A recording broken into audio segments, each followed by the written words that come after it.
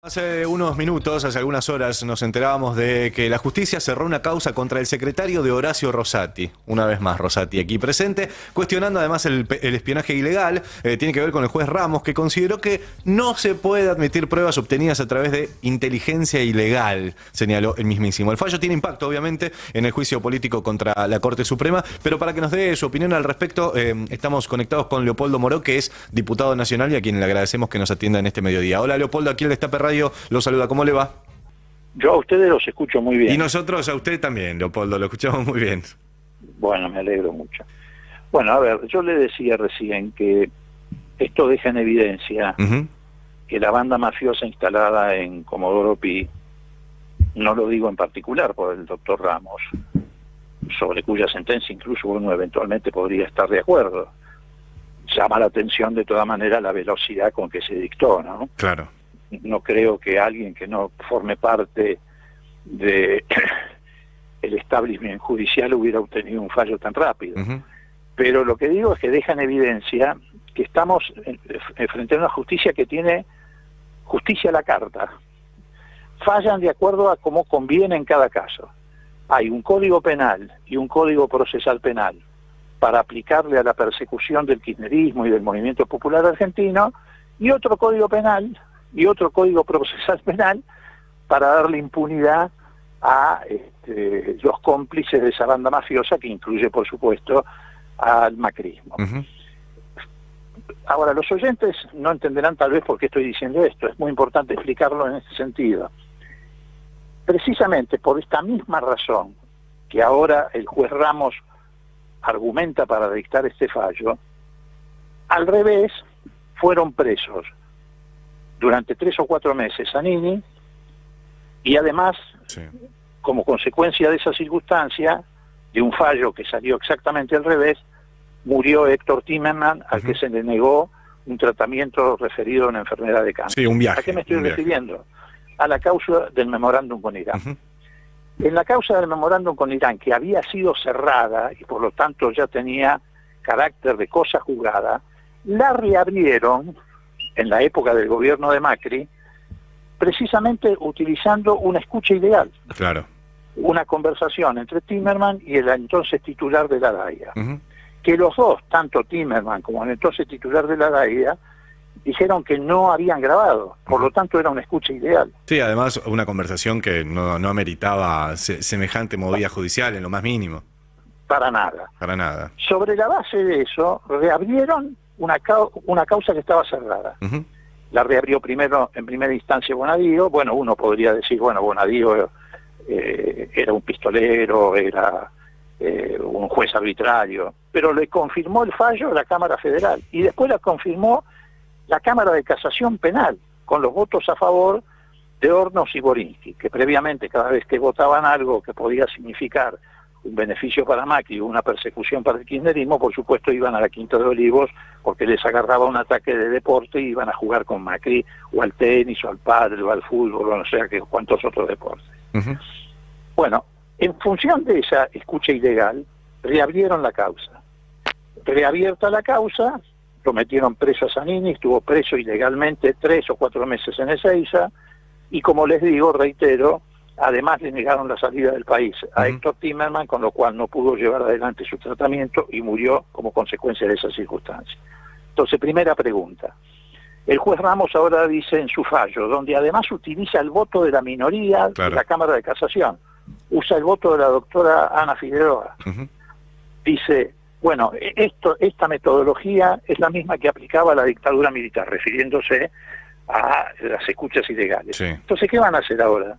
Lo van a juzgar a Hornos y Borinsky, no solamente por haber detenido arbitrariamente a Zanini, sino por haber utilizado una metodología que el juez Ramos califica como propia de la dictadura militar. Seguro. Tal vez hasta Luis Majul termine en cana, ¿no? Porque Majul también presentaba escuchas ahí que encontraba corriendo por los lagos de Palermo, pero...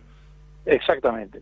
Además, en esta causa donde la rapidez el juez Ramos dicta una sentencia, el el fiscal, ¿quién es? Es Tornelli. Parece tragicómico. En realidad es trágico más que cómico. ¿Y qué dice Stornelli? Stornelli dice, no, yo no impulso la acusación, en este caso Robles, porque fundada en un hecho ilegal que son las escuchas ilegales. Bueno, recordemos lo siguiente. Stornelli se presentó frente a un juzgado, no me acuerdo en aquel momento quién era el juez, Sí. con escuchas ilegales que había obtenido porque se las habían dado de la AFI de arriba Magdalena Macri, y acusó al diputado Eduardo Valdés de estar llevando adelante una conspiración contra él para voltear la causa de D'Alessio, en la que estaba procesado Stornelli, ustedes lo recuerdan. Bueno, Bonadío hizo lugar después a esa presentación también, porque le cayó a Bonadío, porque como la causa que había llevado adelante Stornelli, la denuncia, no había caído en manos de Bonadío, al día siguiente es quien se presentó con las escuchas ilegales, Carrió. Llevaron adelante esa causa,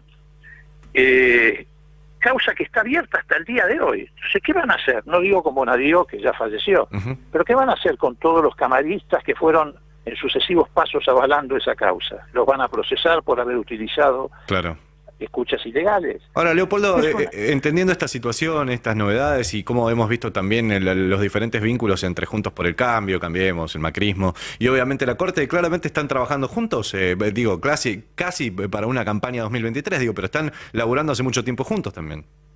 No, está muy claro que hay una promiscuidad, un maridaje, porque independientemente de pues Ramos, reitero, en su contenido tal vez no se pueda cuestionar, lo que está claro es que hay una asociación ilícita, diría yo, que une los intereses del presidente de la Corte, que a través de su ladero Robles negocia fallos con el turno de la y con el PRO, no por el contenido de las conversaciones, sino porque efectivamente las conversaciones están corroboradas con indicio por los hechos que ocurrieron a posteriori de la conversación.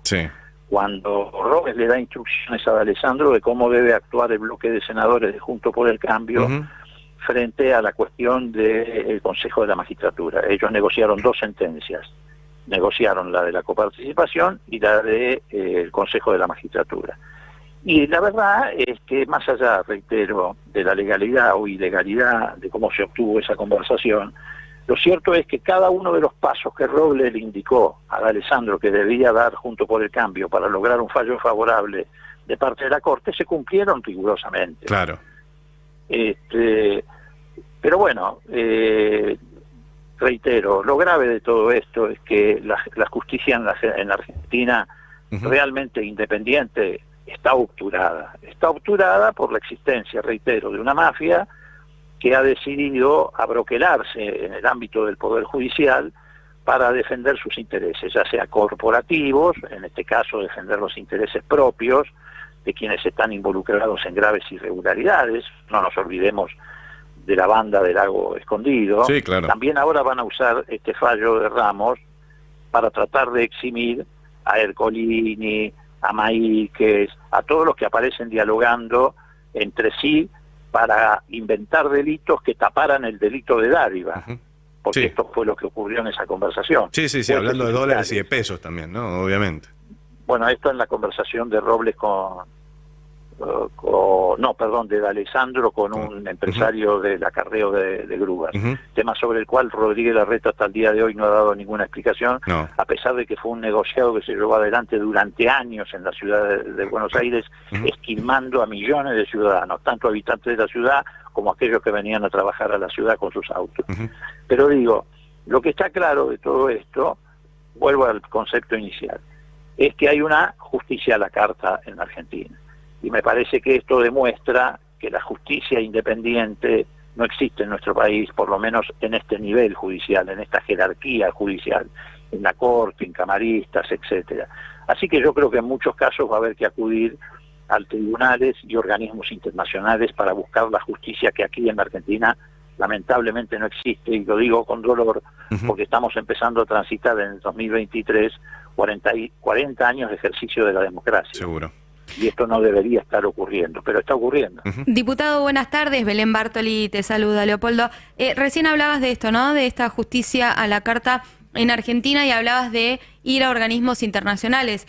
Casos similares o con conductas similares del sistema judicial, judicializando la política, también ha ocurrido en Brasil y en Uruguay.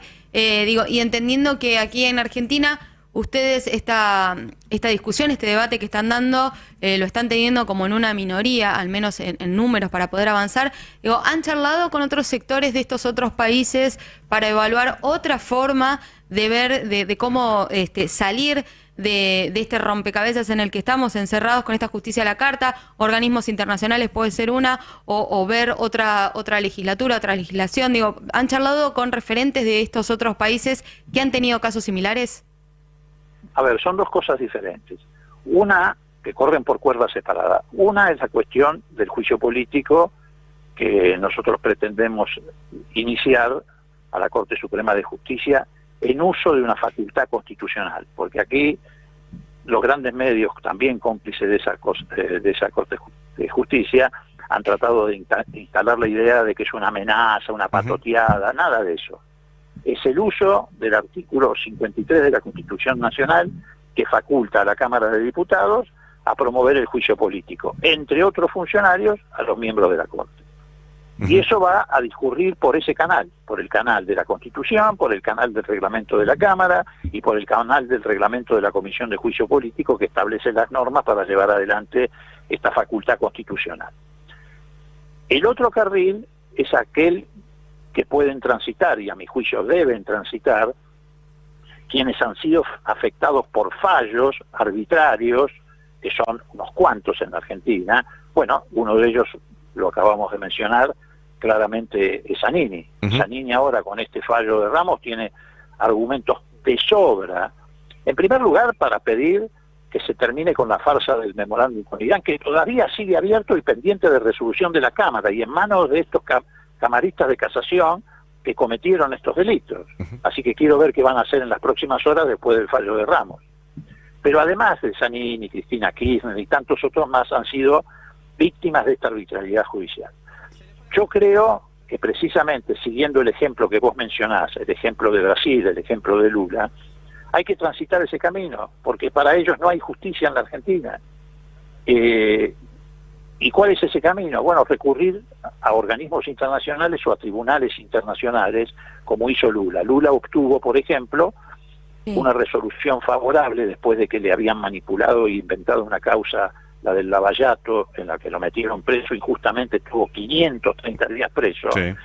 Recurrió a la Comisión de Derechos Humanos de las Naciones Unidas, de la Organización de Naciones Unidas, y obtuvo una resolución favorable. Y eso fue lo que obligó a la Corte Suprema de Justicia de Brasil a anular todo lo actuado por el juez Moro en consonancia con 3 o 4 fiscales, con la misma metodología que se actuó acá para perseguir al movimiento popular argentino, para imponerle a Cristina Kirchner una pena sobre la base de un juicio en el que se inventaron pruebas, donde además el titular de ese tribunal, el presidente del tribunal oral, era compinche, cómplice, amigote del fiscal, jugaban juntos al fútbol, pero lo más grave es que además no solamente jugaban juntos al fútbol, cosa que nunca notificaron a las partes antes que se iniciara el juicio, cuando tenían el deber de hacerlo, sino que además lo hacían en la cancha de la quinta del expresidente Macri, enemigo declarado de Cristina Kirchner. Entonces yo creo que efectivamente todos ellos están en condiciones